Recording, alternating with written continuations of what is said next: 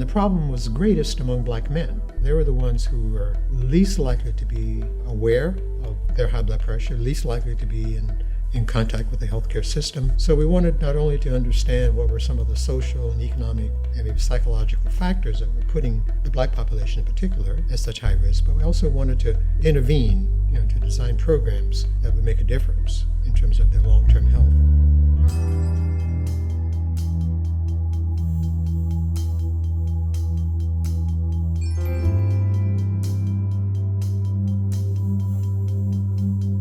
We didn't have a lot of good ideas about what was going on with black men. What were they thinking about? What was their own conception of their problems with high blood pressure and how they thought about the healthcare system and so on? So I thought, well, hey, maybe this is something that I could help out with from day one. I could interview some black men, just sort of collect some oral histories and get some ideas, that would inform the work that we were going to do. And so I would use the interview information as a way of sort of mapping the social and kind of the psychological landscape that we were going to explore.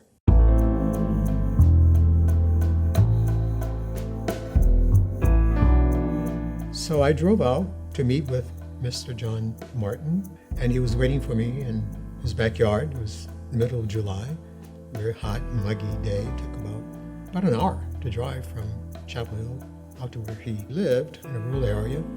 He began to talk. He began to talk about his life story, how he was born into deep poverty. His parents were sharecroppers. His father sharecropper all of his life. He lost his mother when he was like 12 years of age. And he saw that his father could never get out of debt. Everything that he earned sort of turned over immediately to pay off what he owed the man who owned the land that he farmed. And he decided that that was not the life that he was going to have.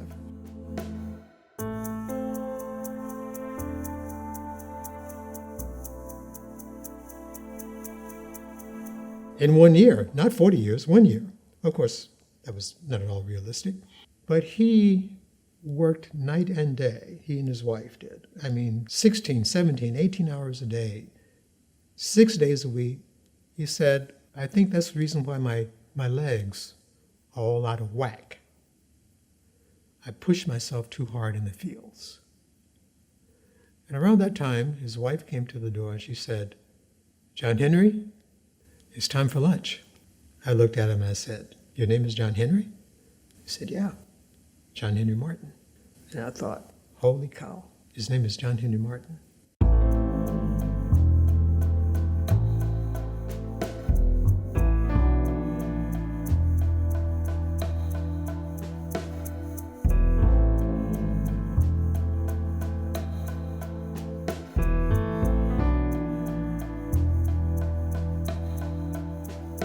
Here's John Henry Martin, who went up against the machine,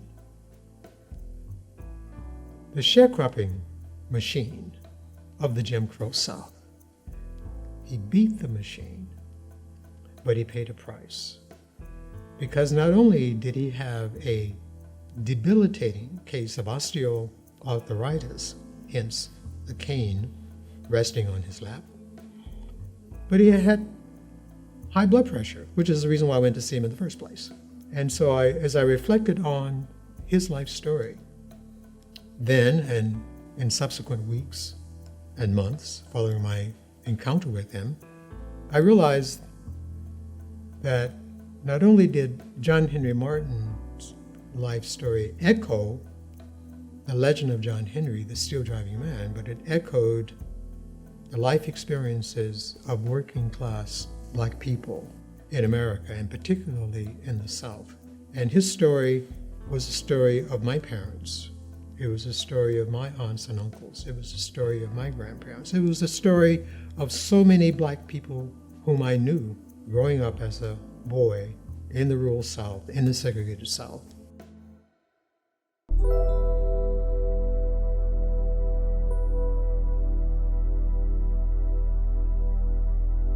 But it was not connected to any scientific literature at that point. It was connected to African American history, and it was a wonderful story. So when I came upon the scientific literature about cardiovascular reactivity to stressors and the sustained elevation of heart rate and blood pressure, when people believe that they can solve a problem if they work hard at it, stay focused, that gave me a scientific underpinning for the John Henryism hypothesis.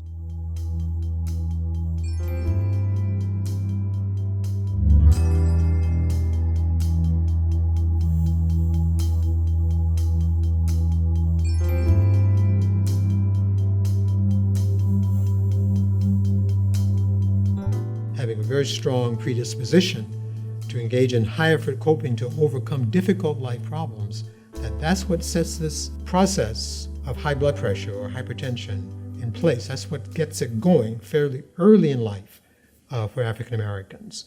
And because it is a chronic set of circumstances and there's so much uncertainty involved, it's so stressful, it's endemic, that you see the emergence of elevated blood pressure among Black Americans, particularly working class Black Americans, 10 to 15 years before you see the problem emerge among whites, because of the circumstances into which they are born.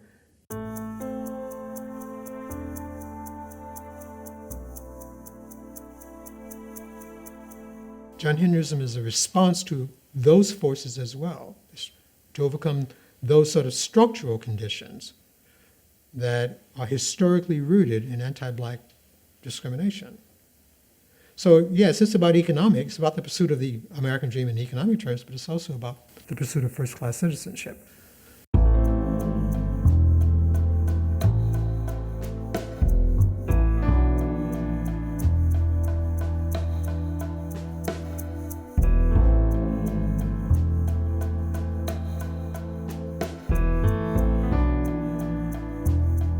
We need to scale up these interventions in order to bring this epidemic of cardiometabolic diseases under control. You're going to lose a lot of people because they're going to be experiencing heart attacks and strokes a lot earlier in life than they have any reason to do so. And these are going to be some of the best people in the country, some of the best people in African American communities.